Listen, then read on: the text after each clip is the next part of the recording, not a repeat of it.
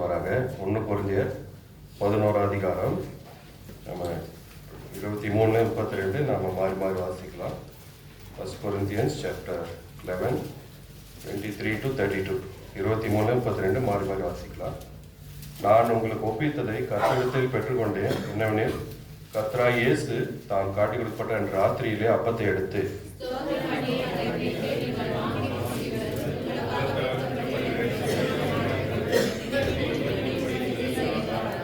போஜன பண்ண பின்பு அவர் அந்தபடியே பாத்திரத்தையும் எடுத்து, இந்த பாத்திரம் இரத்தத்தினால் ஆகிய புதிய உடன்படிக்கையா இருக்கிறது, நீங்கள் இதை பானம் பண்ணும் போதெல்லாம் என்னை நினைவு கூறும்படி செய்யுங்கள் என்றார்.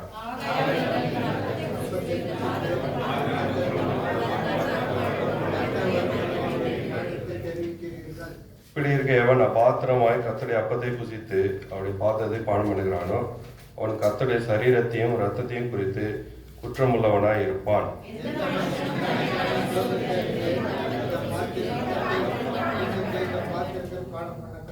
எண்ணத்தினாலெனில் அபாத்திரமாய் போஜன பானம் பண்ணுகிறவன் கர்த்தருடைய சரீரம் என்னதென்று நிதானித்து அறியாதினால் தனக்கு ஆக்கினை தீர்ப்பு வரும்படி போஜன பானம் பண்ணுகிறான்.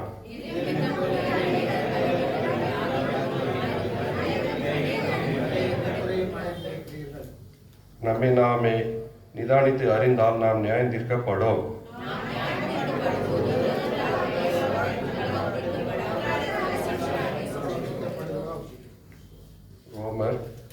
ரோமர் 12 அதிகாரம் 11-12 வசனம் நம்ம மாறி மாறி வாசிக்கலாம். ரோமர் 12 அதிகாரம் 11-12 ரோமன்ஸ் சாப்டர் 12 11 and 12. அசதியாயிராமல் ஜாக்கிரதையாயிருங்கள், ஆவிலே அனலாயிருங்கள், கர்த்தருக்கு ஊழியம் செய்யுங்கள்.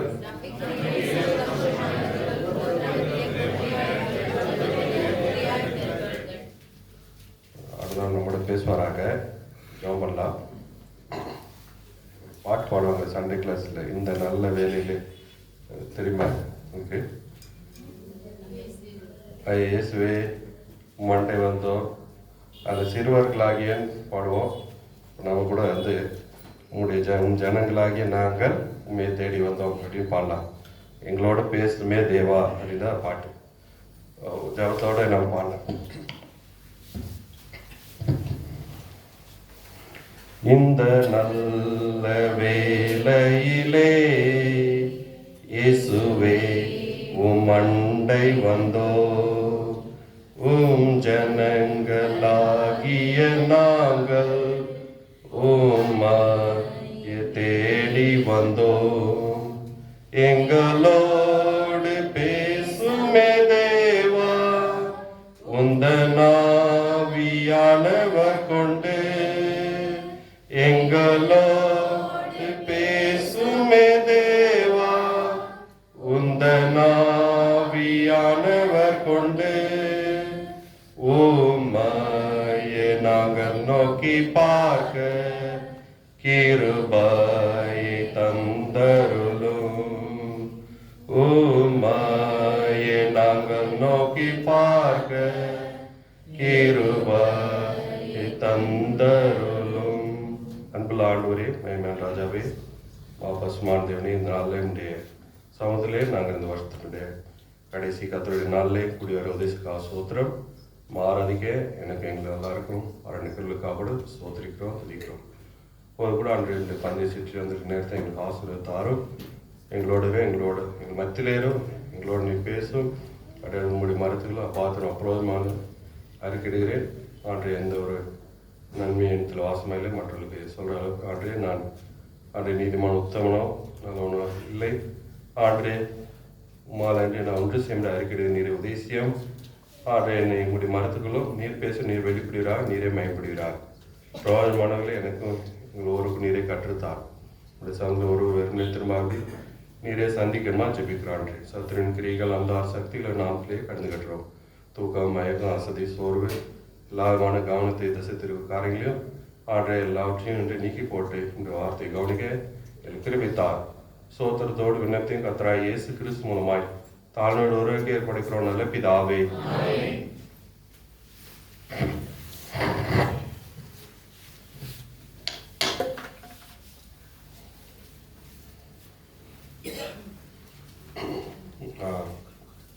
பந்தியை சுற்றி நாம் வரும்பொழுதெல்லாம் நமக்கு 2 கட்டளைகள் ஆண்டவர் கொடுத்துருக்கிறார். அதை எப்போதுமே நாம் மறந்து போகக்கூடாது. இந்த 1 Corinthians 11 அதிகாரத்தில் இந்த 2 கட்டளைகள் நாம் பார்க்கிறோம். முதல் கட்டளை 24 வசனம் 25 2 வசனத்தில் இருக்குது. என்னை நினைவு கூறும்படி இதை செய்யுங்கள் என்றார். நாம் நினைவு கூறுகிறதுக்காக இந்த பந்தி நம்ம கொடுக்கப்பட்டிருக்கிறது. நினைவு கூறும்படி இதை செய்யுங்கள் என்ற ஆண்டவர் கட்டளை கொடுத்திருக்கு. எதை நாம் நினைக்கணும், எதை நினைவு கூற வேண்டும் சொல்லி நான் பார்க்கும்போது குறைஞ்சபட்சம் ஒரு 5 விஷயமாவது நாம் ஞாபகப்படுத்தி கொள்ளணும். அது என்னென்னு பார்க்கும்போது ஆண்டவர் இயேசு கிறிஸ்துடைய பரிசுத்தமான வாழ்க்கை, ஆண்டவர் முன்மாதிரியாக நமக்காக இந்த உலகத்தில் வாழ்ந்து காட்டினார். பரிசுத்தமாக, பாவம் இல்லாமல், பாவம் செய்யாதவராக, பாவம் அறியாதவராக, நம்மை போல எல்லா விதத்திலும் சோதிக்கப்பட்டாலும் கூட பாவம் செய்யாமல் வாழ்ந்து நமக்கு ஒரு முன் உதாரணம் வைத்து போயிருக்கிறார். அவருடைய அடிசூடுகளில் நாம் அவரை பின்பற்றும்படியாக நமக்கு ஒரு மாதிரியை வைத்து போனார். அவருடைய பரிசுத்தமான அவருடைய வாழ்க்கையை நாம் நினைவு கூற வேண்டும். 2வது காரியம் அவருடைய பாடுகள், அதை நாம் நினைவு கூற வேண்டும். ஆண்டவர் இயேசு கிறிஸ்து நமக்காக பாடுபட்டார். அவர் நாம் பட வேண்டிய பாடுகளை அவர் ஏற்றுக்கொண்டார். அவர் பாடுபட்டார் சொல்லி பார்த்தோம். அவரை பரியாசம் பண்ணாங்க, நிந்தித்தார்கள், அவமானப்படுத்தினாங்க, வஸ்திரத்தெல்லாம் உரிந்து கொண்டார்கள். அவரை கண்களை கட்டி அடித்து யார் எடுத்தது சொல்லு அப்படி சொல்லி பரியாசம் பண்ணாங்க. அப்புறம் அவரை தாடி மயிர் பிடுங்கினாங்களா, இல்லை அவரை முகத்தில் துப்புனாங்க, இல்லை வாரினால் அடித்தார்கள். அப்புறம் தலையில் முள்முடி வைத்து கோல்னால் அடித்தார்கள். கையில் காலில் ஆணி அடித்தார், சிலுவையில் தொங்க விட்டாங்க. கடைசியில் ஈட்டினால் அவரை குத்தினாங்க. எல்லா விதமான பாடுகளையும் இயேசு கிறிஸ்து சிலுவையில் சகித்தார். அவருடைய பாடுகளை நாம் நினைவு கூற வேண்டும். பந்தி நமக்கு அதை ஞாபகப்படுத்துது. அவருடைய சரீரம், அவருடைய ரத்தம், அது நமக்கு அவருடைய பாடுகளையும் ஞாபகப்படுத்துது. 3வது காரியம் அவருடைய மரணத்தை நினைவு கூறுகிறோம். ஆண்டவர் இயேசு கிறிஸ்து வேத வாக்கியங்களின்படி நம்முடைய பாவங்களுக்காக மரித்து அப்படின்னு வாசி 1 Corinthians 15:3. நம்முடைய பாவங்களுக்காக ஆண்டவர் இயேசு கிறிஸ்து மரித்தார். பாவங்களுக்கான தண்டனையை அவர் ஏற்றுக்கொண்டார். அவருடைய மரணத்தை நாம் நினைவு கூற வேண்டும். 4வது காரியம், இயேசு கிறிஸ்து மரித்த ஆண்டவர் கிடையாது, உயிர் தெழுந்த ஆண்டவர். உயிரோடு எழுந்த தேவன், உயிர் தெழுந்தார், ஜீவிக்கிறார். மரித்தேன் ஆனாலும் இதோ சதா காலங்கள் உயிரோடு இருக்கிறேன்னு சொன்னார். அவருடைய உயிர் தேர்தலை நாம் நினைவு கூற வேண்டும். ஆண்டவர் இயேசு கிறிஸ்து உயிர் தேர்ந்திருக்காவிட்டால் நம்முடைய விசுவாசம் விருதா, நாம் இன்னும் பாவத்திலே இருப்போம் அப்படின்னு 1 Corinthians 15 நான் வாசிக்கிறோம். அதனால ஆண்டவர் இயேசு கிறிஸ்து உயிர் தேர்ந்த ஆண்டவரை இருக்கிறார். அவர் மரித்தோரின் தேவன் அல்ல, அவர் ஜீவனுள்ளவருடைய தேவன் அப்படின்னு சொல்லி நான் வாசிக்கிறேன். மரித்த தேவன் கிடையாது, மரித்தோருடைய தேவனும் கிடையாது. அவர் உயிர் தெழுந்த தேவன், ஜீவனுள்ளவர்களுடைய தேவன். அதனால அவருடைய உயிர்த்தெழுதலையும் நாம் நினைவு கூறுகிறோம். அதே விதமாக கடைசியாக 5வது விஷயம், ஆண்டவர் திரும்ப வரப்போகிறார். ஆண்டவருடைய வருகை சமயமா இருக்கிறது. அதையும் நமக்கு இந்த பந்தி நமக்கு ஞாபகப்படுது. ஆண்டவர் வருமளவும் அவருடைய மரணத்தை தெரிவிக்கிறீர்கள் அப்படின்னு வாசிக்கிறோம். அதனால ஆண்டவருடைய வருகையையும் நமக்கு ஞாபகப்படுத்துகிறது. அதனால் பந்திக்கிட்ட வரும்பொழுது நாம் நினைவு கூறாமல், நாம் இதெல்லாம் திரும்ப ஞாபகப்படுத்திக்காமல் இந்த பந்தியில் நாம் பங்கெடுக்க கூடவே கூடாது. ரொம்ப ஒவ்வொரு தடவையும் நம்ம பந்திக்கிட்ட வரும்பொழுதும் திரும்ப ஞாபகப்படுத்திக்கணும். ஆண்டவர் இயேசு கிறிஸ்துவோடைய அவருடைய பரிசுத்தமான அவருடைய வாழ்க்கை, பாவங்கள் நிமித்தம் அவர் பட்ட பாடுகள், நம்முடைய பாவங்களுக்காக நமக்கு பதிலாக அவர் அடைந்த அந்த ஆக்கினை தீர்ப்பு பாடுகள், அவருடைய மரணம், அவருடைய உயிர்த்தெழுதல், அவருடைய வருகை, இதெல்லாவற்றையும் நாம் நினைவு கூற வேண்டும். அதே விதமாக இந்த 5 காரியம், இந்த எல்லாமே ஆண்டவர் இயேசு கிறிஸ்துவினுடைய அன்பை தான் நமக்கு காட்டுகிறது. ஆண்டவர் இயேசு நம்ம நேசித்ததுனால தான் நமக்காக இந்த உலகத்துக்கு வந்தார். நமக்காக ஒரு முன் உதாரணமாக வாழ்ந்து காட்டினார். நமக்காக பாடுபட்டார். நமக்கு பதிலாக சிலுவையில் அறையப்பட்டார். நமக்காக மரித்தார், நமக்காக உயிர்த்தெழுந்தார், நமக்காக திரும்ப சீக்கிரம் வரப்போகிறார். அது அவருடைய அன்பை காட்டுகிறது. ரோமர் 4 கடைசி வசனத்தில் வாசிக்கிறோம், அவர் நம்முடைய பாவங்களுக்காக ஒப்பு கொடுக்கப்பட்டு நாம் நீதிமான்களாக்கப்படுவதற்காக எழுப்பப்பட்டும் இருக்கிறார். அதனால ஆண்டவர் இயேசு கிறிஸ்துடைய அன்பு நாம பந்தியில நாம பார்க்கிறோம். ஆண்டவருடைய அன்பை நமக்கு அது காட்டுகிறது. ஆண்டவர் அன்பை நினைவு கூற வேண்டும். 2வது கட்டளை இந்த 1-11 நான் வாசிக்கிறோம். 28 வசனத்துல, எந்த மனுஷனும் தன்னைத்தானே சோதித்தறிந்து இந்த அப்பத்தில் புசித்து இந்த பாத்திரத்தில் ஆனவர். நாம் சோதித்து பார்த்து இதுல பங்கு பெற வேண்டும். எத்தனை முறை நாம பந்தி கிட்ட வந்தாலும் திரும்ப நாம சோதித்து பார்க்க வேண்டும். சோதித்து பார்க்காம பந்தியில பங்கெடுக்க கூடாது. ஏன்னா நமக்கு எச்சரிப்பாக இந்த வசனத்துல என்ன போட்டிருக்குன்னா, 30 வசனத்துல என்ன வாசிக்கிறோம்,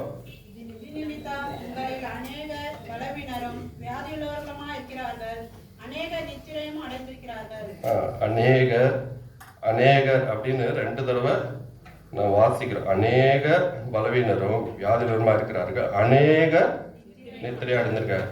யாரு அநேகர் யார் அவங்க? அதுக்கு முந்தின வசனத்துல பார்க்கும்போது அபாத்திரமா போஜன பானம் பண்ணுகிறவன். அபாத்திரமா போஜன பானம் பண்ணுகிறவன்.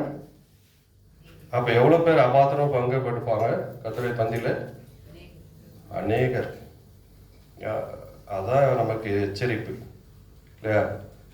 பந்தியில பங்கெடுக்கிறவங்க எல்லாம் பரலோகத்துக்கு போயிடலாம்னா ரொம்ப ஈஸி, ரொம்ப சுலபமா போயிடலாம். ஆனா ரொம்ப ஆபத்தான விஷயம் என்னன்னா, பந்தியில பங்கெடுக்கிற அநேகர் பலவீனரும் வியாதிகளும் ஆயிடுவாங்க, அநேகர் நித்திரை அடைந்துருவாங்க.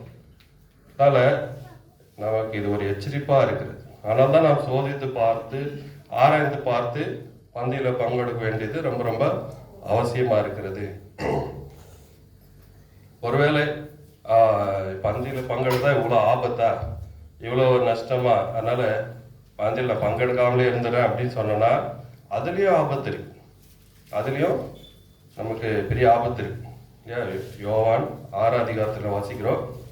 யோவான் சுவிசேஷம் 6 53 வசனம். John 6:53. அதற்கு இயேசு அவர்களை நோக்கி, நீங்கள் மனுஷகுமாரனுடைய மாம்சத்தை புசியாமலும் அவருடைய இரத்தத்தை பானம் பண்ணாமலும் இருந்தால் உங்களுக்குள்ளே ஜீவன் இல்லை என்று மெய்யாகவே உங்களுக்கு சொல்லுகிறேன். அவருடைய இரத்தத்தை பானம் பண்ணாமலும் அவருடைய மாம்சத்தை புசியாமலும் இருந்தால் உங்களுக்குள்ளே ஜீவன் இல்லை. அடுத்த வசனம் 54 வசனம். என் மாம்சத்தை புசித்து என் இரத்தத்தை பானம் பண்ணுகிறவனுக்கு நித்திய ஜீவன் உண்டு, நான் அவனை கடைசி நாளில் எழுப்புவேன்.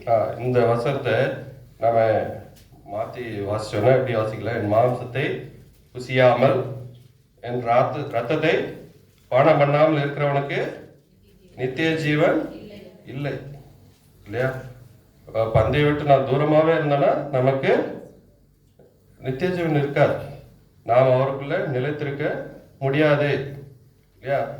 56 வசனத்திலையும் அப்படிதான் வாசிக்கிறோம். மாம்சத்தை புசியாமல் ரத்தத்தை பானம் பண்ணாமல் இருக்கிறவன் என்னில நிலைத்திருக்க மாட்டான் இல்லையா? அதனால நானும் அவன் நிலைத்திருக்க மாட்டேன்றான். அப்போ நான் பந்தையை விட்டு தூரமாவே இருந்தோன்னா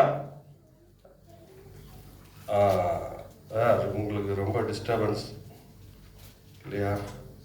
சைலண்டா முன்னாடி வந்து உட்காரணும் இல்லையா?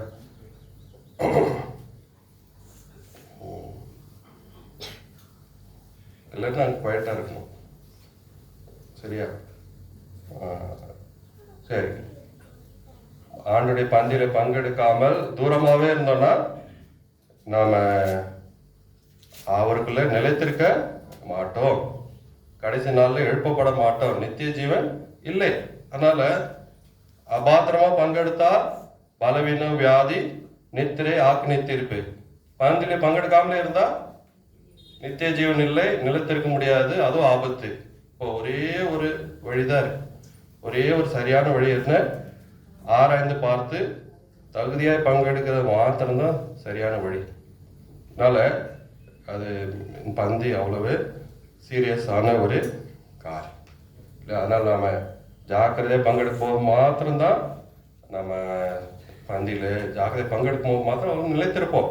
இதே யோவான் 6 அதிகாரத்திலே என்ன வாசிக்கிறோம்? 60ஆம் வசனம்.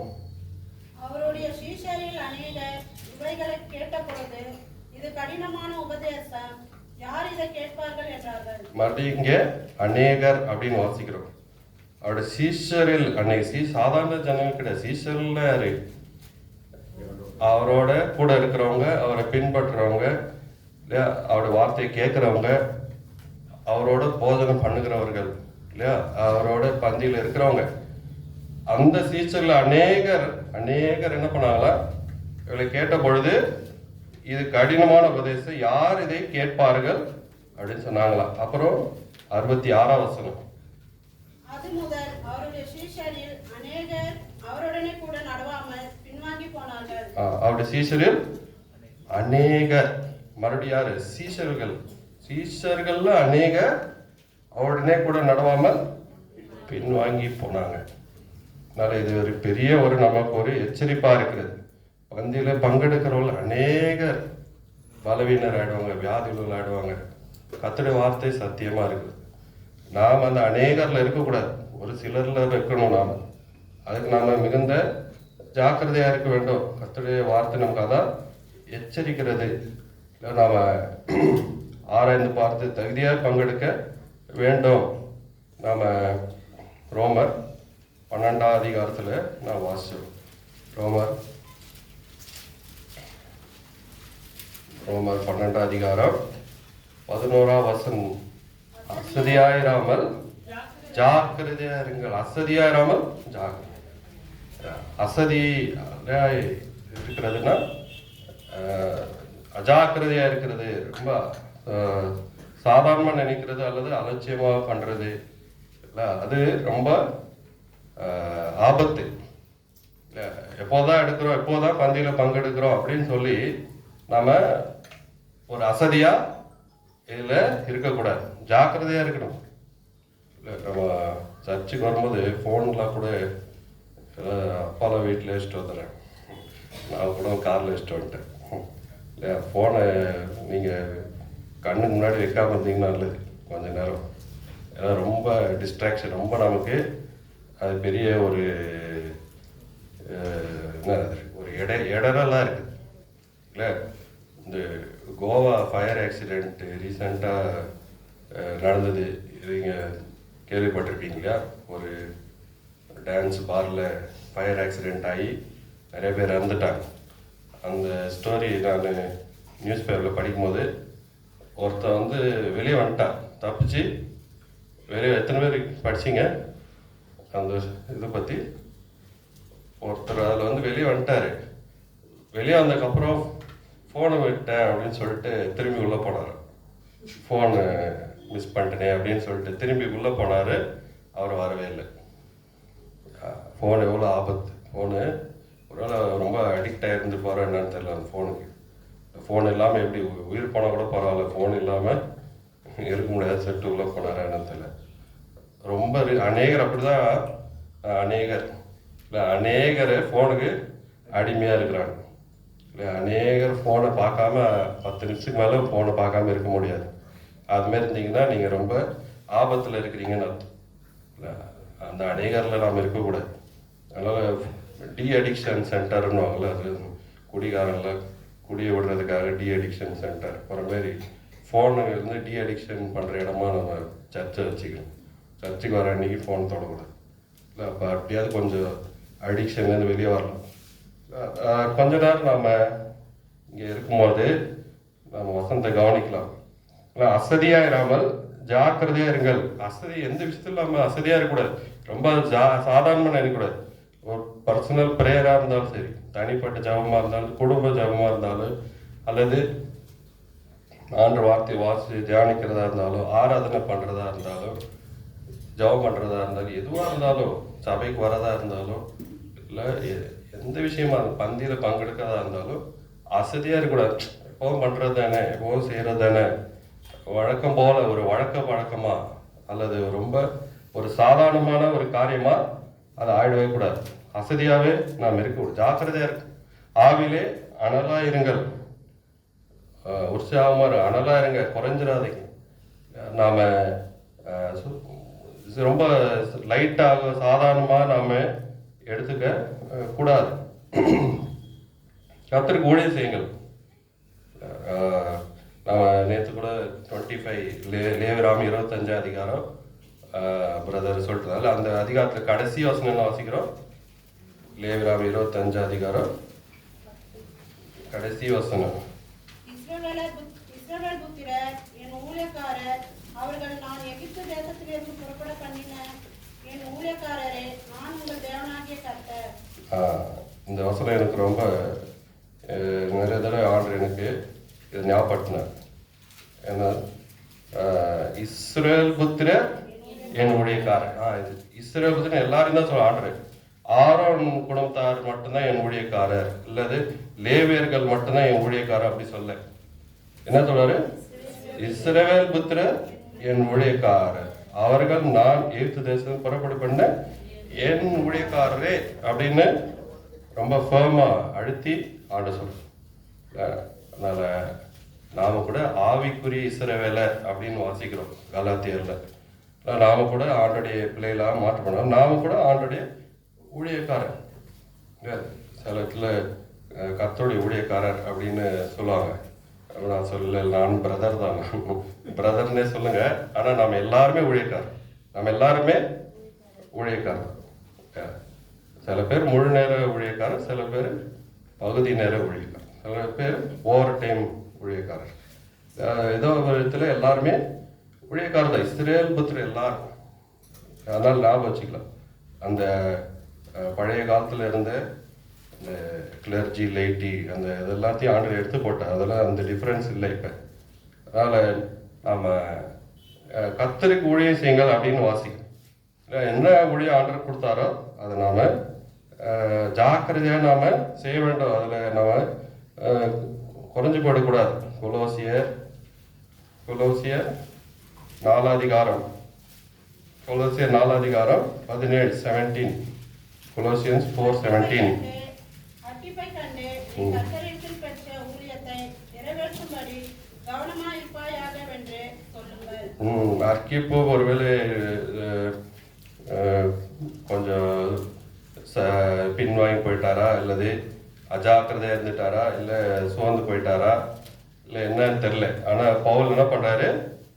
ஞாபகப்படுத்துறாரு, எச்சரிக்கை. என்ன சொல்றாரு? அர்க்கிப்பை கண்டு நீ கர்த்தரிடத்தை பெற்ற ஊழியத்தை நிறைவேற்றும்படி கவனமா இருப்பாயாக என்று கவனமாயிரு. அதுல அந்த ஊழியத்துல அது எந்த ஊழியமா இருந்தாலும் சரி, அது ஒருவேளை ஜெபம் பண்ற ஊழியமா இருந்தாலும் சரி, இல்லை மறைவான ஊழியங்கள், இல்லை இப்போ சுவிசேஷத்தை சொல்ற ஊழியமா இருந்தாலும், கைப்பிரதி கொடுக்குற ஊழியமோ, இல்லை மற்றவர்கள் உதவி செய்கிற ஊழியமோ, விசாரிக்கிற ஊழியமோ, எதுவோ சபையில் செய்கிற ஊழியமோ, எங்கேயோ எதுவோ எந்த ஊழியமோ, அதில் நீ கவனமாக இருங்க அப்படின்னு அர்க்கிப்புக்கு பவுல் எச்சரிக்கிறார். இல்லை நாம் கூட இந்த வருஷத்தில் நாம் ஒருவேளை ஆண்டர் நம்ம கொடுத்த ஊழியத்தை உண்மையாக செய்தோமா இல்லையா நாம் ஆராய்ந்து பார்க்கலாம். ஒருவேளை அதில் எங்கே குறைஞ்சிருந்தோம் அப்படின்னு சொன்னால் அது கூட தீர்மானம் எடுக்கும். இன்னும் வர நாட்டில் அதிகமாக ஊழியம் செய்ய வேண்டும், அஜாக்கிரதையாக இருக்கக்கூடாது, ஆவிலே அனலாக இருங்கள், கர்த்தருக்கு ஊழியம் செய்யுங்கள். 1 Corinthians 15 அதிகாரம் அதில் 1 Corinthians 15 அதிகாரம் 58 சேர்ந்து வாசிக்கலாம். 58 1 Corinthians 15 58 1 Corinthians 15:58. ஆகையால் எனக்கு பிரியமான சகோதரி, கர்த்தருக்குள் நீங்கள் படுகிற பிரயாசம் விருதாவாயிராது என்று அறிந்து நீங்கள் உறுதிப்பட்டவர்களாயும் அசையாதவர்களாயும் கர்த்தருடைய கிரியிலே எப்போதும் பெருகிறவர்களாயும் இருப்பீர்களாக. நம்முடைய பிரயாசம் விருதாவாய் இராது என்று அறிந்து நீங்கள் உறுதிப்பட்டவர்களா, ஃபேமா இருங்க, அன்ஷேக்கன், அசையாதவர்களாயும் கர்த்தருடைய கிரியிலே எப்போதும் இன்க்ரீஸும் ஆகணும். அதே லெவல்லையும் இருக்கவும் கூடாது இல்லையா? நம்ம கம்பெனிஸில் எல்லாம் அப்ரைசல் போனோம். அப்ரைசலில் என்னன்னா மீட்ஸ் எக்ஸ்பெக்டேஷனா எக்ஸீட் எக்ஸ்பெக்டேஷனா பிலோ எக்ஸ்பெக்டேஷனாக போடுவாங்க. அதாவது நான் எதிர்பார்ப்பு அளவுக்கு இருக்கிறேன், இல்லை எதிர்பார்க்குறதோட அதிகமாக பண்ணியிருக்கிறேன், இல்லை குறைவாக பண்ணியிருக்கிறேன். இந்த வருஷம் எக்ஸீட் எக்ஸ்பெக்டேஷன் அதிகமாக பண்ணிட்டோம் அப்படின்னு நினச்சுன்னா அடுத்த வருஷம் அந்த அளவுக்கு பண்ணாதான் மீட்ஸ் ஆகிடும் இல்லையா? அடுத்த வருஷம் அதை விட இன்னும் அதிகமாக பண்ண அப்போ தான் எக்ஸீட் ஆகும் இல்லையா? அது மாதிரி கர்த்தருடைய கிரியையில் நான் எப்போதும் பெருகுறவெல்லாம் இருக்கு, இன்க்ரீஸ் ஆகணும், நாம் குறையக்கூடாது. இல்லை கர்த்தருக்கு ஊழிய செய்யுங்கள், என்ன ஊழிய ஆர்டர் நம்ம கொடுத்தாரோ அநேகர் பேப்டிசம் ப்ராமிஸ் அதுதான் முக்கியம். ஞான ஸ்தானத்தில் கொடுக்குற வாக்குத்தத்தம் இது ரொம்ப முக்கியம். ஏன் ஞான ஸ்தானத்துக்கு அப்புறம் என்ன பண்ணாங்க, கை வச்சு ஜெபம் பண்ணும்போது மூப்பர்கள் சபையாகிய சங்கத்தார் உங்க தலையில கை வச்சு ஜெபம் பண்ணும்போது ஆண்டவனுக்கு கொடுத்த பாவியின் வரத்தை குறித்து ஜாக்கிரதையாரு அப்படின்னு பவுல் தீமோத்தேயுக்கு சொல்றாரு. இல்லை அது என்ன என்ன வரம் கொடுத்தாரு ஆண்டவர்? 1 தீமோத்தேயு 4:14, 1 தீமோத்தேயு 4:14. மூப்பராகிய சங்கத்தார் உன்மேல் கைகளை வைத்த போது தீர்க்கதரிசனத்தினால் உனக்கு அளிக்கப்பட்ட வரத்தை பற்றி அசதியாயிராதே. என்ன ஆர்டர் உனக்கு கொடுத்தாரோ அதை குறித்து அசதியா இருக்காத, அதில் அதிகமாக இன்க்ரீஸ், அசையாதவர்களாக, ஸ்திரமானவர்களாக, உறுதிப்பட்டவர்களாயும் பெருகுகிறவர்களாயும் நாம இருக்கணும். ஆண்டர் கொடுத்த ஊழியத்தை நம்ம இன்னும் அதிகமாக செய்கிறவர்களாக நாம் இருக்க வேண்டும். இன்னும் 12ஆம் வசனம் வரும், ரோமர் 12 நம்பிக்கையிலே சந்தோஷமாயிருங்கள். சரி, நம்பிக்கையிலே சந்தோஷமா இருங்க. நம்பிக்கைன்றது ரொம்ப ரொம்ப முக்கியம்.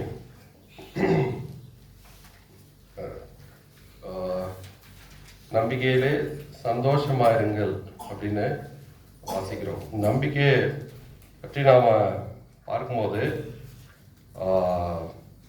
யார் மேல் நம்பிக்கை, அல்ல எது மேல் நம்பிக்கை, எந்த விஷயத்தில் நான் நம்பிக்கை வைக்கிறது, அது ரொம்ப முக்கியம். நாம் இப்போ கூட ஆராதனை பண்ணோம். ஆண்டவர் எனக்கு கைவேலை இல்லாத ஒரு வீட்டை வைத்திருக்கிறார் சொல்லி எனக்கு ஒரு நம்பிக்கையை கொடுத்துருக்கேன்னு கூட நிறைய பேர் ஆராதனை பண்ணாங்க. எனக்கு ஒரு ஜீவன் நம்பிக்கை கொடுத்துருக்கிறீர் அப்படின்னு சொல்லி ஆராதனை பண்ணாங்க. ரொம்ப சந்தோஷம். அந்த நம்பிக்கை ஆண்டவர் மேலே இருக்க வேண்டும். அதுதான் ரொம்ப ரொம்ப முக்கியம். ஆண்டவர் வார்த்தை நமக்கு ரொம்ப எச்சரிக்கிறது. மற்ற காரியங்கள் மேலே நாம் நம்பிக்கை வைக்க கூடாது. நாம் சங்கீதம் 115 நான் வாசிக்கும் போது, சங்கீதம் 115 9, 10, 11 9, 10, 11 அவரே அவர்களுக்கு துணையும் அவர்களுக்கு கேடகமா இருக்கிறார். ஆரோன் குடும்பத்தாரே கர்த்தரை நம்புங்கள், அவரே அவர்களுக்கு துணையும் அவர்களுக்கு கேடகமா இருக்கிறார். கர்த்தருக்கு பயப்படுகிறவர்களே கர்த்தரை நம்புங்கள், அவரே அவர்களுக்கு துணையும் அவர்களுக்கு கேடகமா இருக்கிறார். கர்த்தரை நம்புங்கள் அப்படின்னு சொல்லி நான் பார்க்கணும். கர்த்தரை நம்ப வேண்டும். சாம்ஸ் 118 118 சங்கீதம் நடு சாப்டர் சொல்லுவாங்க, பைபிளோடைய நடு அதிகாரம். அதுல நடு வசனம் 8வது வசனம்.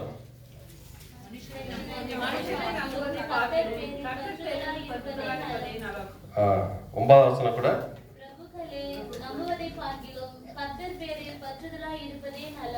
மனுஷனை நம்பதை பார்க்கிலும், அதுல மனுஷன்லயும் பிரபுக்கள் மாதிரி பெரிய மனுஷரா இருந்தாலும் சரி, அவங்களை நம்பதை பார்க்கிலும் கர்த்தர் பேரை பற்றுதா இருப்பதே நலம். மனுஷனை நம்புகிறதை காட்டிலும் ஆண்டர் மேல நம்பிக்கை வைக்கிறது தான் நல்லது. அந்த நம்பிக்கையிலே நாம உறுதியா இருக்க வேண்டும், இல்லை சந்தோஷமா இருக்க வேண்டும்.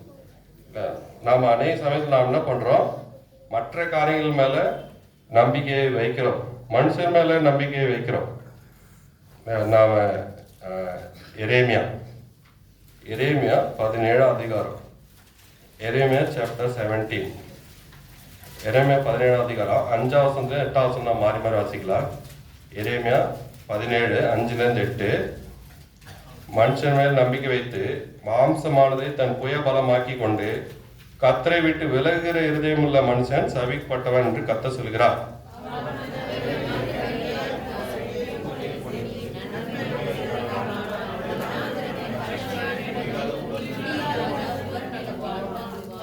கர்த்தர் மேல் நம்பிக்கை வைத்து கர்த்தரை தன் நம்பிக்கையாக கொண்டிருக்கிற மனுஷன் பாக்கியவான்.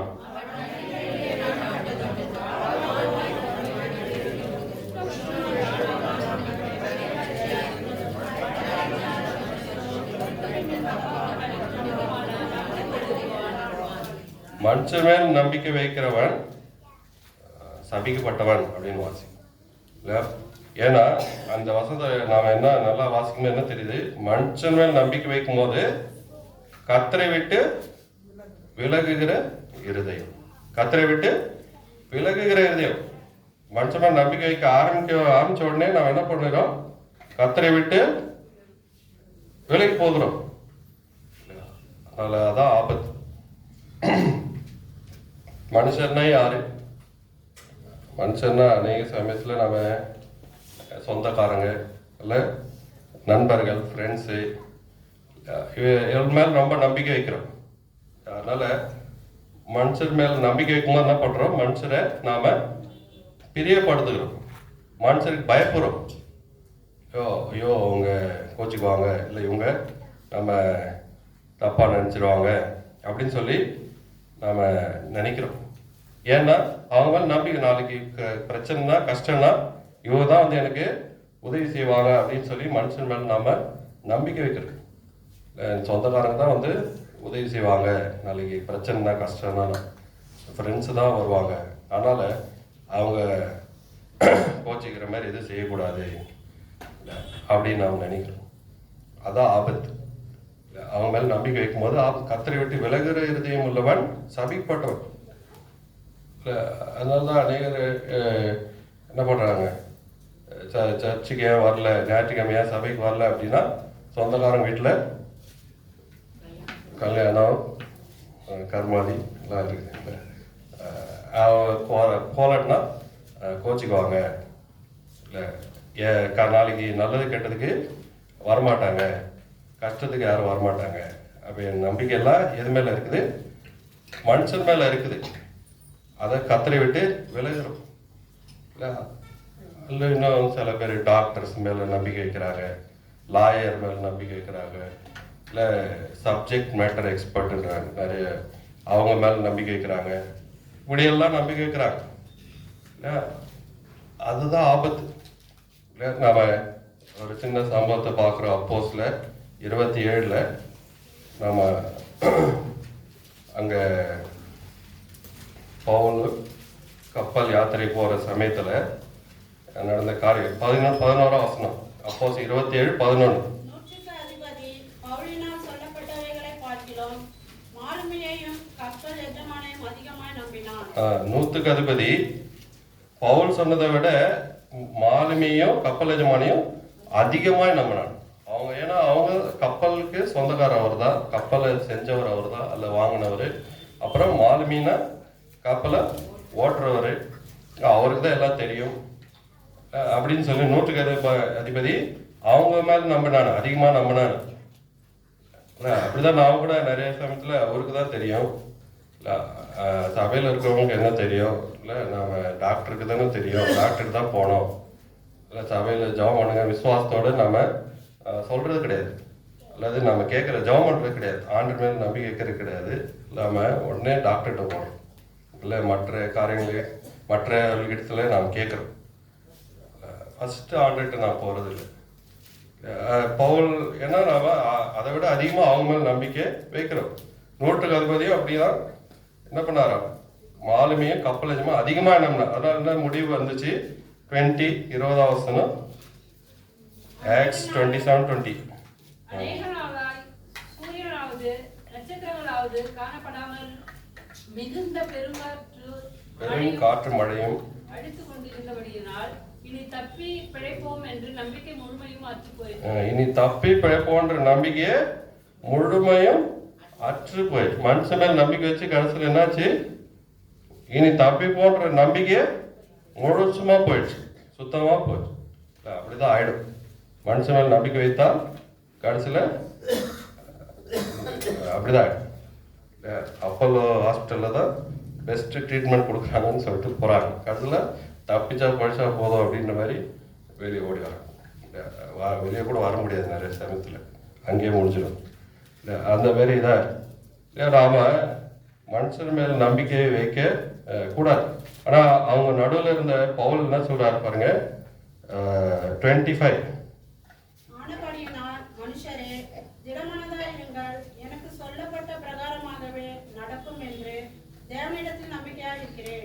மற்றவங்க எல்லாருக்கும் அந்த கப்பலில் 276 பேர் இருந்தாங்களாம். அதில் 275 பேருக்கு நம்பிக்கையே இல்லை, பழைப்போன்ற நம்பிக்கையே இல்லை. ஆனால் அவங்க நடுவில் ஒரு ஆள் பவுல் என்ன சொல்றாரு, எனக்கு சொல்லப்பட்ட பிரகாரமாகவே நடக்கும் என்று தேவனிடத்தில் நம்பிக்கை. பவுல் மாலுமியோ கப்பல் எஜமானியோ 100 அதிபதியோ வேற யாரையுமே நம்பல. யாரும் நம்புறாரு? தேவனத்தில் நம்பிக்கை இருக்கு. அதனால் நாம கூட தேவனத்தில் நம்பிக்கை இருக்கு. இங்கே பவுல் தேவன் மேல நம்பிக்கை வைத்தனால அவங்க எல்லாருக்கும் நடுவில் அவர் தைரியமா இருக்கு. அவங்களுக்கு தைரியம் சொல்ல, அவங்கள பார்த்து சொல்றாரு திடமனதா இருங்கள் அப்படின்னு சொல்லி அவங்கள தைரியப்படுத்துறாரு. அவங்களுக்காக ஜெபம் பண்றாரு. அப்படியாக நாம கூட ஆண்டவர் மேல் நம்பிக்கை வைக்கும் போது நம்ம சுற்றி இருக்கிற நம்பிக்கையில்லாத ஜனங்க நடுவில் நாம் அவங்களுக்கு நம்பிக்கையை உண்டாக்க முடியும். அதனால மனுஷன் மேல் நம்பிக்கை வைக்க கூடாது. தொடர்ந்து நீங்கள் தான் தியானிச்சுக்கோங்க. அதே சமயத்தில் இன்னொரு காரியம், நம்முடைய சொந்த புத்தியின் மேலே நாம் நம்பிக்கை வைக்க கூடாது. நீதிமொழிகள் வாசிக்கிறோம். நீதிமொழிகள் 3 அதிகாரம் 5-6. நீதிமொழிகள் 3:5-6.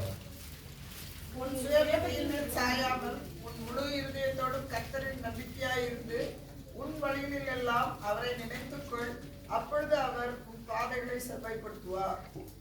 உன் சுய புத்தியின் மேல் சாயாமல், அது மேல சாயாமல்னா அது மேல நம்பிக்கை வைக்கும். சுய புத்தியின் மேல நம்பிக்கை, நம்ம மேலே நம்பிக்கை இல்லை. உலகத்தார் அப்படிதான் சொல்றாங்க. இந்த செல்ஃப் ஹெல்ப் புக்ஸ் எல்லாம் என்ன பண்றாங்க, உனக்கு செல்ஃப் கான்ஃபிடென்ஸ் வேணும், இல்லை உனக்கு தன்னம்பிக்கை ரொம்ப அவசியம், இல்லை அதிகமாக தன்னம்பிக்கை வேணும்னு சொல்ல. தன்னம்பிக்கை நல்லது, ஆனால் ஆண்டரை காட்டில் அதிகமாக தன்னம்பிக்கை நல்லதில்லை, அல்லது அது ஆபத்து. அது சொந்த புத்தியின் மேலே சாயறதா, சொந்த பலத்தின் மேலே அல்ல சொந்த பக்தியின் மேலே கூட நாம் சாயக்கூடாது. இல்லை நாம் கர்த்தருக்கு மேலே கர்த்தர் மேல் நம்பிக்கை வைக்கணும். 28வது அதிகாரம், நீதிமொழிகள் 28வது அதிகாரம் 25-26. பெருநெஞ்சன் வழக்கை கொள்ளுகிறான், கர்த்தரை நம்புகிறவனோ செழிப்பான்.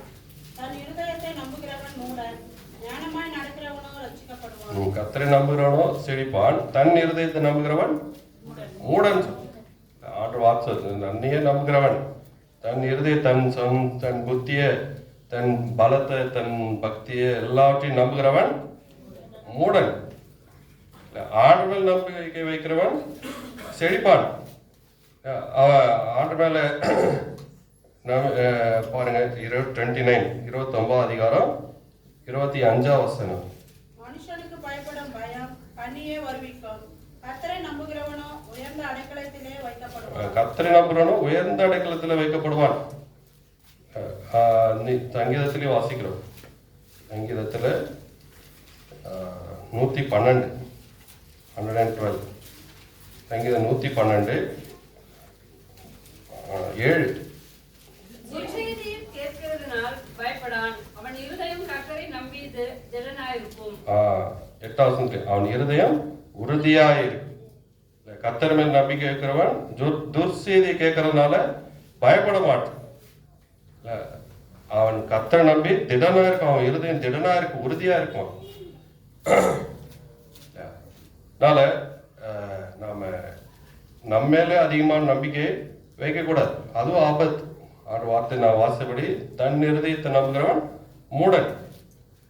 நாம ஒரு எக்ஸாம்பிள் பார்க்குறோம். 2 நாளாமத்தில் 20வது அதிகாரம் யோசபாத் ராஜா அவர் 12th verse 2 எங்கள் தேவனே, அவர்களை நீர் நியாயம் தீர்க்க மாட்டீரோ? எங்களுக்கு விரோதமாய் வந்த இந்த ஏராளமான கூட்டத்துக்கு முன்பாக நிற்க எங்களுக்கு பலனில்லை. நாங்கள் செய்ய வேண்டியது என்னதென்று எங்களுக்கு தெரியவில்லை. ஆகையால் எங்கள் கண்கள் உண்மையை நோக்கி கொண்டிருக்கிறது என்றான். யோசபாத் ராஜாவா இருந்தாலும் அவர் என்ன சொல்றாரு, இவங்களுக்கு முன்னாடி நிற்க எங்களுக்கு பலன் இல்லை, செய்ய வேண்டியது என்னதுன்னு எங்களுக்கு தெரியவில்லை அப்படின்னு. அவருடைய சொந்த பலத்தின் மேலேயோ அல்ல ஞானத்தின் மேலேயோ அவர் நம்பிக்கை வைக்கல இல்லையா. என்ன செய்யறது எனக்கு தெரியல அப்படின்னு சொல்லி இந்த அதிகாரம்லாம் நீங்கள் வீட்டில் வாட்ச் பாருங்க.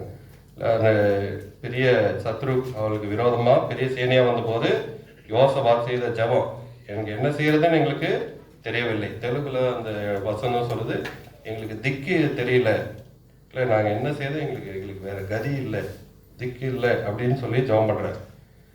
ஆண்டு மேல் முழுதுமா நம்பிக்கை. அப்புறம் 20ஆம் வசனத்துல என்ன சொல்ல பாருங்க. 20ஆம் வசனம், அவர்கள் அதிகாலமே எழுந்திருந்து தெக்கோவில் வனாந்தரத்திற்கு போக புறப்பட்டார்கள். புறப்படுகையில் யோசபாத் நின்று, யூதாவே, எருசலேமின் குடிகளை கேளுங்கள், உங்கள் தேவனாகிய கர்த்தரை நம்புங்கள், அப்பொழுது நிலைப்படுவீர்கள். அவர்களுடைய தீர்க்கதரிசிகளை நம்புங்கள், அப்பொழுது சித்தி பெறுவீர்கள் என்றார். யோசபாத் என்ன சொல்றாரு, என்ன நம்பாதீங்க, என் மேல் நம்பிக்கை, ஆண்டர் மேல் நம்பிக்கை, எருசலேம் குடிகளை கேளுங்கள், தேவனாய் கர்த்தரை நம்புங்கள், அப்பொழுது நிலைப்படுவீர்கள். அவருடைய தீர்க்கதரிசியை நம்புங்கள். ஒருவேளை இன்றைக்கு சொல்றதா இருந்தா அவருடைய வார்த்தையை நம்புங்கள் சொல்லிட்டு, அந்த காலத்துல தீர்க்கதரிசிக்கு ஆண்டர் வார்த்தையை சொன்னாங்க. ஆண்டரை நம்பணும், ஆண்டர் வார்த்தையை நம்பணும், அப்பொழுது சித்தி பெறுவீர்கள். அவன் சொந்த புத்தியின் மேலேயோ சொந்த பலத்தின் மேலேயோ அவன் நம்பிக்கை வைக்கல, ஆண்டர் மேல் நம்பிக்கை வைத்தான். இன்னும் ஒரே ஒரு காரியம் சொல்றேன். யோபு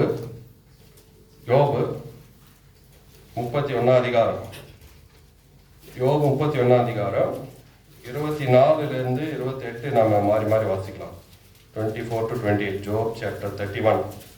நான் பொன்னின் மேல் என் நம்பிக்கையை வைத்து தங்கத்தை பார்த்து நீ என் ஆதரவு என்று நான் சொன்னதும்,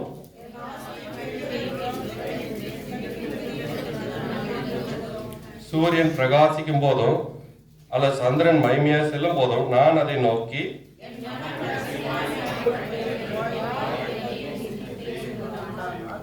எல்லாரும் வாசிக்க 20. இதுவும் நியாயாதிபதிகளால் விசாரிக்கப்படத்தக்க அக்கிரமமாய், அதனால் உன்னதத்தில் இருக்கிற தேவனை மறுதலிப்பேனே. மனுஷன் மேல நம்பிக்கை வைக்கக்கூடாது. அப்புறம் 2வது பார்த்தோம், நம்ம மேல ரொம்ப நம்ம மேல அதிகமா நம்பிக்கை, ஆண்டரை காட்டில் அதிகமா நம்ம மேல நம்பிக்கை வைக்க கூடாது. இங்க 3வது காரியம், பொன்னின் மேல நம்பிக்கையை வைத்து தங்கத்தை பார்த்து நீதான் என் ஆதரவு அப்படின்னு சொன்னா, அல்லது ஆஸ்தி இல்லை, அல்லது என் கைக்கு மிகுதியும் கிடைத்த ஒரு வேலை, என்னுடைய வேலை அல்ல சம்பளம் உத்தியோகம், இது எல்லாற்று மேல நாம நம்பிக்கை வைத்தால் அது எப்படி இருக்குதா? 28 என்ன வாசிக்கிறோம், நியாயாதிபதிகளால் அக்கிரமமா இருக்கு, அதனால் உன்னதத்தில் இருக்கிற தேவனை மறுதலிப்பேனே. இல்ல பொன் பொருள் மேல, இல்ல ஆஸ்தி மேல, சொத்து மேல, இல்ல வேலை மேல, மற்ற காரியங்கள் மேல நம்பிக்கை வைத்து ரொம்ப தாவே சந்தோஷப்பட்டா, ஒருவேளை எனக்கு நல்ல வேலை கிடைச்சிருக்கு, இல்லை அது போதும் எனக்கு, இல்லை அந்த வேலையை தான் எனக்கு அதுதான் எனக்கு மெயின், ரொம்ப முக்கியம் இல்லை அப்படின்னு நினைக்கிறோம் நிறைய பேர். இல்லை சண்டே சபைக்கு வராமல் கூட வேலைக்கு போவாங்க. இந்த வேலை தான் ரொம்ப முக்கியம், வேலையை விட்டு விட முடியாது, அதை தான் நான் நம்பி இருக்கிறேன், என் குடும்பமே அதை தான் நம்பி இருக்கிறது. அதுவும் ஆபத்து, அது அக்கிரமமாக இருக்குது. அல்லது சொத்து, எனக்கு நிறைய சொத்து இருக்குது அப்படி அது மேலே நம்பிக்கை வைக்கிறது, அல்லது பொண்ணின் மேலே நம்பிக்கை வைக்கிறது, நிறைய நான் சேர்த்து வைத்திருக்கிறேன், அது மேலே எனக்கு தேவையான அளவுக்கு இருக்கிறது. இப்போ கோல்டு ரேட்டு இன்க்ரீஸ் ஆகிட்டே போகுது, அதனால எனக்கு ரொம்ப சந்தோஷமாக இருக்கிறது அப்படின்னு தான் ரொம்ப ஆபத்து. இல்லை அதெல்லாம் நம்முடைய நம்பிக்கை அது மேலே வைக்க கூடாது, ரொம்ப ரொம்ப ஆபத்து. இதெல்லாம் தற்காலிகமானது, நிரந்தரம் இல்லாதது. ஒருவேளை சில பேர் என்ன சொல்றாங்க, இதெல்லாம் போட்டிருந்தா தான் எனக்கு ஒரு கான்ஃபிடென்ஸ் வருது, மற்றவங்க போய் முன்னாடி நான் நிற்கிறதுக்கு, மற்றவர்களை பேசுறதுக்கு. அப்போ எனக்கு ஒரு தன்னம்பிக்கை வருது, எல்லாம் போட்டிருந்தா தான். இல்லை ஏன்னா அப்படின்னா உங்க நம்பிக்கை எது மேலே இருக்குது? எது உனக்கு கான்ஃபிடென்ஸ் கொடுக்குது? ஆண்டர் மேலே கான்ஃபிடென்ஸ் எதுவுமே போடாட்ட கூட ஆண்டர் என் கூட இருக்கிறார், அதுதான் நமக்கு கான்ஃபிடென்ஸ் இருக்கணும். இல்லை இதெல்லாம் போட்டால் தான் என் பொண்ணுக்கு கல்யாணம் ஆகும் அப்படின்னா நம்பிக்கை எது மேலே இருக்குது? இதெல்லாம் போட்டு தான் கல்யாணம் பண்ணி கொடுக்கணும், ரொம்ப அதான் ஆபத்து. இல்லை அப்போ அதுக்கு அதை எதிர்பார்க்குறவங்க தான் வருவாங்க. ஆண்டர் சித்தத்தின்படி இருக்கிறவங்க வரமாட்டாங்க. இல்லை இதெல்லாம் எதிர்பார்க்குறவங்க தான் வருவாங்க. இல்லை அது மேலாம் நம்மளுடைய நம்பிக்கை வைக்கக்கூடாது. இல்லை இன்னைக்கு நம்ம எது மேலும் நம்பிக்கை வைக்க முடியாது. திடீர்னு ஒரு நாள் பிரைம் மினிஸ்டர் வந்து என்ன சொல்லுவார், இதெல்லாம் செல்லுபடியாகுதுன்னு சொல்லுவார். கோல்டே நாளைக்கு செல்லாதுன்னு சொல்லிட்டாருன்னா என்ன பண்ணுறது? இல்லை அது மேலாம் நம்பிக்கை வைக்க கூடாது. இது ரொம்ப ரொம்ப ஆபத்தா. இதெல்லாம் வந்து நம்ம என்ன பண்ணோம், நம்ம பெருமையை கொண்டு வரோம். இல்லை பிரதர்ஸ் எல்லாம் கூட இப்போ போட்டுக்கிறாங்க, நிறைய பேர் போட்டு கழட்டி விட்டுக்குவாங்க இல்லையா, ஒரு பட்டன் எல்லாம் தெரிகிற மாதிரி. இல்லையா நானும் சாதாரண ஆள் கிடையாது, எனக்கு நிறைய இருக்குது, இல்லை தெரியுது பாருங்க அப்படின்னு சொல்லி ஆஃபீஸில் ஒருத்தர் போட்டுருவார் 4 விரல்ல. சரி பேசும்போது இப்படிதான் பேசுவார், அது தெரியுது. நம்பிக்கை அது மேலே இல்லையா, அது கான்ஃபிடென்ஸ் இல்லையா, அது ஆபத்து. இது நியாயாதிபதிகளால் விசாரிக்கப்படத்தக்க அக்கிரமமா இருக்கு. அதனால் உன்னதத்தில் இருக்கிற தேவனை மறுதலிப்பேனே. இதெல்லாம் வச்சுக்கிட்டு நான் என்ன பண்றேன், ஆண்டவரை மறுதலிக்கிறேன். அது ஆபத்து. நான் ஆண்டவர் மேல தான் நம்பிக்கை வைக்கணும். யோபு அந்த காலத்துல இதை சொல்லியிருக்காரு, ரொம்ப ஆச்சரியமா இருக்கு. அந்த காலத்துல பொண்ணை தவிர வேற எதுவும் இல்லை, அதுதான் அதை விட்டா லைஃப் ஸ்டாக் தான் அவங்களுக்கு சொத்து. ஆனா அவர் அப்பயே இருக்காரு, பொண்ணு மேல நான் நம்பிக்கை வச்சிருந்தா ஆபத்து. எது மேல நாம் நம்பிக்கை வச்சிருக்கிறோம்? மனுஷர் மேலேயா அல்லது நம்ம மேலேயா, அல்லது பொன் பொருள் ஆஸ்தி வேலை அது மேல நம்பிக்கை வைத்திருக்கிறோமா? இதெல்லாம் இருந்ததுன்னா ரொம்ப ஆபத்து. நாம கர்த்தரை மறுதலிக்கிறோம்னு அர்த்தம். இங்க நாம நம்பிக்கை ஆண்டவர் எனக்காக ஒரு கைவேலை இல்லாத வீட்டை வைத்திருக்கிறார்னு அந்த நம்பிக்கையில சந்தோஷமா இருங்கள். ஆனா பந்திக்கிட்ட நான் வரோம், நம்முடைய நம்பிக்கையில எப்படிப்பட்ட நம்பிக்கை? ஆண்டவர் மேல் உண்மையான நம்பிக்கை இருக்குதா? மற்ற காரியங்களை விட ஆண்டவர் மேல் தான் நம்பிக்கை இருக்கிறோமா? அதை நான் ஆராய்ந்து பார்க்கணும். இன்னொரு காரியம், 1 யோவான் 3 அதிகாரத்தில் வாசிக்கிறோம், 3ஆம் வசனம். 1 யோவான் 3:3. அவர் மேல் இப்படிப்பட்ட நம்பிக்கை வைத்திருக்கிறவன் எவனோ அவர் சுத்தமுள்ளவராய் இருப்பது போல தன்னையும் சுத்திகரித்துக் கொள்கிறான். அந்த மாதிரி நம்பிக்கை வைத்திருந்தா மட்டும் போதாது. ஆண்டவர் மேல எனக்கு ரொம்ப நம்பிக்கை, எனக்கு ஒரு இடத்த வைத்திருக்கிற ஆண்டவர், அந்த நம்பிக்கை இருந்தா மட்டும் போதாது. என்ன பண்ணுமா, அவர் சுத்தமுள்ளராக இருக்கிறது போல தண்ணியும் சுத்திகரித்துக் கொள்கிறான். அப்பதான் அந்த நம்பிக்கைக்கு பலன் கிடைக்கும். வெறும் நம்பிக்கை மட்டும் இருந்துச்சுன்னா பத்தாது. இங்க மகன் அவர் சுத்தமுள்ளராக இருக்கிறது போலன்னு வாசிக்கிறோம் இல்லையா. நான் ஆரம்பத்துல சொன்ன பந்தி நமக்கு ஆண்டு இயேசு கிறிஸ்துவை ஞாபகப்படுத்து, என்ன நினைவு கூறும்படி இதை செய்யுங்கள். ஆண்டுடைய பரிசுத்தமானவருடைய வாழ்க்கை அதுதான் ஞாபகம். அவர் சுத்தமுள்ளராக இருக்கிறது போல மற்ற யாரையும் நான் பார்க்கணும். எல்லாரும் பண்றாங்க, இவரும் பண்றாங்க, அவரும் பண்றாங்க, இவங்களும் செய்யறாங்க, இவங்களும் இப்படித்தானே இருக்கிறாங்க அப்படின்னு சொல்லி மற்றவங்களை பார்த்து நாம ஏமாந்து போடக்கூடாது. இல்லை அந்த சபைக்கு போறவங்க கூட தான் டிவி பார்க்குறாங்க, அந்த சபைக்கு போறவங்க கூட தான் சினிமா பார்க்குறாங்க, இவங்க சபைக்கு போறவங்க கூட சீரியல் பார்த்துன்னு இருக்கிறாங்க. எல்லாரும் நானும் என் வீட்டில் டிவி வச்சுக்கலன்னா தப்பு இல்லை. நானும் வந்து ஃபேஸ்புக் டிக்டாக் எல்லாத்துலேயும் ஆக்டிவாக இருக்கிறதுல என்ன தப்பு? நான் இதில் இந்த கேம்ஸில் விளையாடுறது என்ன தப்பு? ட்ரீம் 11 இல்லை ரம்மி சர்க்கிளோ இல்லை இதில் எல்லாத்துலேயும் இருக்கிறதுல என்ன தப்பு அப்படின்னா ஆபத்து இல்லை, நஷ்டம் வரும். இல்ல, அவர் சுத்தமுள்ளவரா இருக்கிறது போல தன்னையும் சுத்திகரித்துக் கொள்கிறான். நமக்கு எக்ஸாம்பிளே வேற யாருமே கிடையாது, ஆண்டவர் இயேசு கிறிஸ்து மாத்திரம்தான். அவர் சுத்தமுள்ளவரா இருக்க போல தன்னையும் சுத்திகரித்து. தேவனால் பிறந்தவன் 1 யோவான் அது 3rd chapter 9th verse 9வது வசனம். தேவனால் பிறந்த எவனும் பாவம் செய்யான், ஏனெனில் அவருடைய வித்து அவனுக்குள் தரித்திருக்கிறது. அவன் தேவனால் பிறந்தபடியினால் பாவம் செய்ய மாட்டான். தேவனால் பிறந்தபடினால அவன் பாவம் செய்ய மாட்டான். எப்படி பாவம் செய்ய, எப்படி 5th chapter 5th அதிகாரத்துல அதுக்கான ரகசியத்தை நான் பார்க்க. 1 யோவான் 5th அதிகாரம் 5th chapter 5:18. யோவான் தேவனால் பிறந்த எவனும் பாவம் செய்யான் என்று அறிந்திருக்கிறோம். தேவனால் பிறந்தவன் தன்னை காக்கிறான், பொல்லாங்கன் அவனை தொடான். அந்த 2வது பகுதி, தேவனால் பிறந்தவன் தன்னை காக்கிறான், பொல்லாங்கன் அவனை தொடான். தேவனால் பிறந்தவன் அது ஜாக்கிரதையா இருக்கிறான், தன்னை காத்துக்கொள்வான், தன் ஆத்மா காத்துக்கொள்கிறான். வீணான காரியங்களுக்கு போய் பார்க்கறது இல்லை, வீணான இடத்துல உட்காரது இல்லை. சங்கீதம் 1:1 துன்மார்க்குடைய ஆலோசனையில் நடவாமல் பாவடைய வழியில இல்லாமலும் பரியாசம் உட்கார இடத்துல உட்காராமலும் தேவனால் பிறந்தவன் தன்னை காத்துக் கொள்கிறான். வீணான காரியங்கள போகாம தன்னை காத்துக் கொள்கிறான். தன்னுடைய மொபைல் போனை ரொம்ப கேர்ஃபுல்லா வச்சுக்கிறார். கேர்ஃபுல்லானா எல்லாத்துலயும் பாஸ்வேர்ட் போட்டு ப்ரொடெக்ட் பண்ணி வச்சுக்கிறது இல்லை, யாரும் திறந்து ஒன்றும் பார்த்துட முடியாது அப்படி இல்லை. அதோட யூசேஜ்ல கேர்ஃபுல்லா இருக்கு. உங்க போனை தைரியமா எடுத்து மற்றவங்க கொடுக்க முடியுமா? யாரும் ஏதோ பார்த்துக்குங்க இதில் ஒன்றும் இல்லை அப்படின்னு இல்லை, அப்படி அதுதான் டெஸ்ட்டு இல்லையா? என் ஃபோனில் மறைக்கிற மாரி ஒன்றும் இல்லை இல்லை, யார் மற்றவங்க பார்த்தா அசிங்கப்படுற மாதிரி அல்லது தப்பாக நினைக்கிற மாதிரி ஒன்றும் இல்லை அப்படின்னு அதுதான் டெஸ்ட்டு. அதே சமயத்தில் நானும் தேவையில்லாமல் ஃபோனில் மூழ்கி இருக்கிறது இல்லை அல்லது அதிலே ஒட்டிகிட்டு இல்லை நானே, அதுதான் டெஸ்ட். தேவனால் பிறந்த தன்னை காக்கிறான், அதனால பொல்லாங்கன் அவனை தொட மாட்டான். அவன் அஜாக்கிரதையா இருந்தா பொல்லாங்கன் பிசாசு எல்லா விதத்திலும் அவனை தாக்கி அவனை விழ வைப்பான். தேவனால் பிறந்தவன் கவனமா இருக்கிறான், ஜாக்கிரதையா இருக்கிறான்.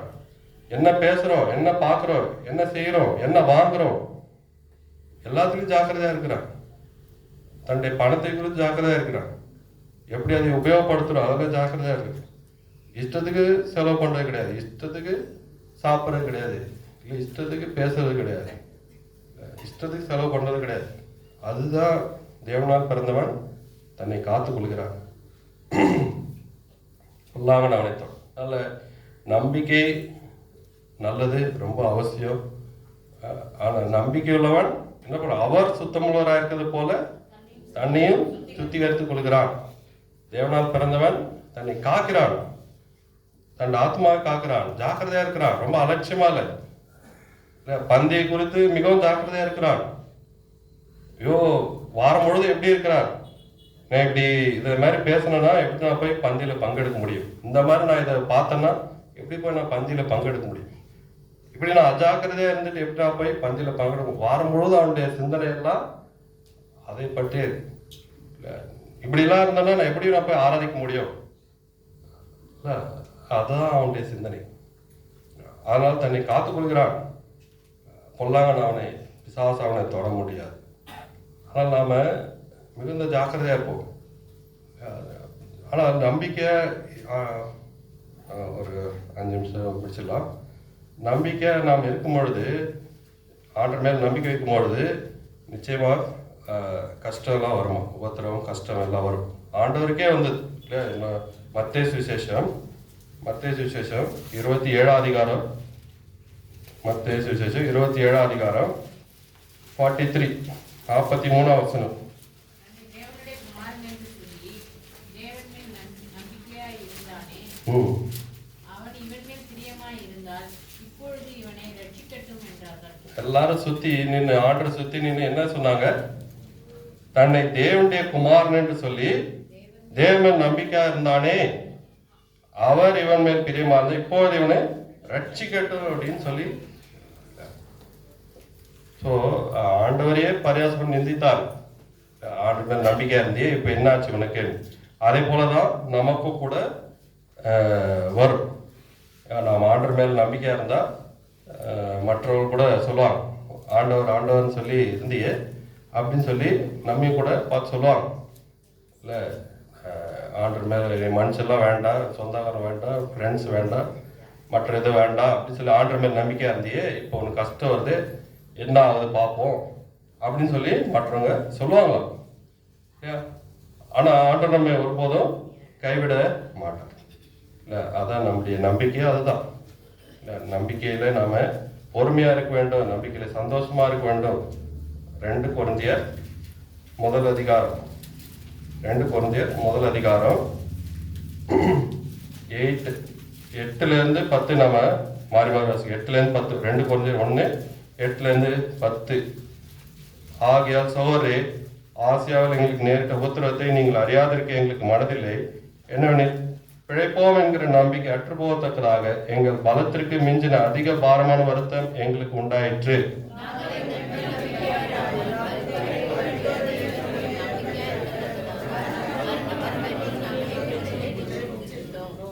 எல்லாரும் சேர்ந்து வாசிக்கலாம். அப்படிப்பட்ட மரணத்தினின்றும் அவர் எங்களை தப்பித்தார், இப்பொழுதும் தப்பிக்கிறார், இன்னும் தப்பிப்பார் என்று அவரை நம்பி இருக்கிறோம். நம்பிக்கை நிமித்தம் கஷ்டம் பாடு வந்துச்சு, எங்க பலத்துக்கு மிஞ்சின பாரம் வந்துச்சு அப்படின்னு பவுல். ஆனாலும் அந்த சமயத்துல நான் என்ன பண்ணலையா, நாங்கள் எங்க மேல் நம்பிக்கை வைக்கல, மற்ற மனுஷன் மேல் நம்பிக்கை வைக்கல, மற்ற எந்த காரியமும் நம்பிக்கை வைக்கல, மரித்தோர் எழுப்புகிற தேவன் மேல் நம்பிக்கையா இருக்கத்தக்கதாக நான் அவர் மேல் நிச்சயித்திருந்தோம்.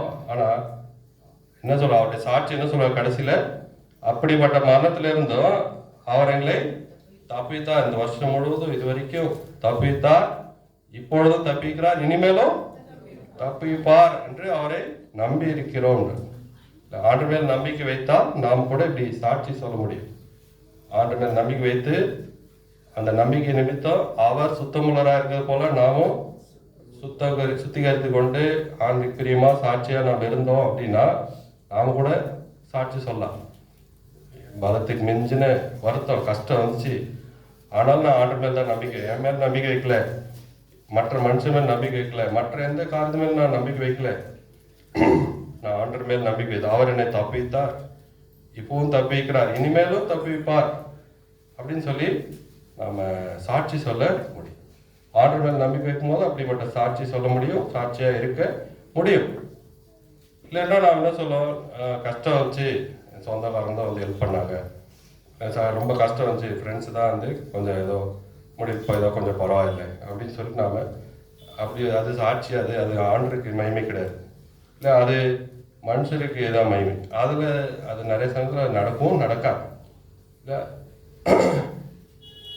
நம்ம மேல் நாம் நம்பிக்கை வைக்க கூடாது, ஆண்டு மேல் நம்பிக்கை வைக்கும் பொழுது இப்படியாக சாட்சி சொல்ல முடியும். இல்லை நான் தானியலுடைய நண்பர்களை பார்க்கணும், எங்கள் தேவன் எங்களை இந்த அக்னிஸ்வலையிலிருந்து ராஜாவுடைய கோபத்திலிருந்து எங்களுக்கு தப்பிக்க வல்லவராக இருக்கிற அவர் தப்பித்தா விட்டா கூட நாங்கள் இந்த அந்நிய தேவங்களை நாங்கள் வணங்க மாட்டோம், வணங்க மாட்டோம் அப்படின்னு சொல்லணும். எவ்வளோ பெரிய ஒரு நம்பிக்கை. இல்லை அதனால நாம் கூட ஆண்டு மேல் நம்பிக்கை வைக்கும் பொழுது ஆண்டு நம்ம தப்பிப்பார் இல்லை இன்னும் தப்பிப்பார். அதே சமயத்தில் நம்பிக்கை நிமித்தம் நாம் அவர் சுத்தமுள்ளவராக இருக்கிறது போல நாம் கூட சுத்திகரித்து கொள்ள வேண்டும், நம்முடைய சாட்சியை நாம் காத்துக்கொள்ள வேண்டும், நம்பிக்கையிலே சந்தோஷமாக இருக்கு. அதனால் பத்துடைய பந்திக்கு நாம் ஒருபோதும் அதை அசதியாக இருக்கக்கூடாது, ஜாக்கிரதையாக இருக்கணும். எத்தனை முறையாக இருந்தாலும் சரி மறுபடியும் நாம் ஆராய்ந்து பார்த்து தகுதியாக பங்கெடுக்க வேண்டும். வாரம் முழுவதும் நாம் ஆண்டுக்கு பிரியமாக இருந்து இல்லை ஜாக்கிரதையாக இருந்து ஆர்டர் கொடுத்த ஊழியத்தை உண்மையாக செய்து நாம் பந்தியில் பங்கெடுக்க எப்போதும் நம்ம ஆயத்தப்படுத்தணும். இந்த கொஞ்ச நேரம் இப்போ மாத்திரம் இல்லை, வாரம் முழுவதும் நம்ம ஆண்டுக்கு பிரியமாக இருந்து நம்பிக்கையோடு இருந்து நம்ம கர்த்தருடைய பந்தியில் பங்கெடுக்க எப்போதும் ஜாக்கிரதையாக ஆண்டு தான் நமக்கு உதவி செய்வார்.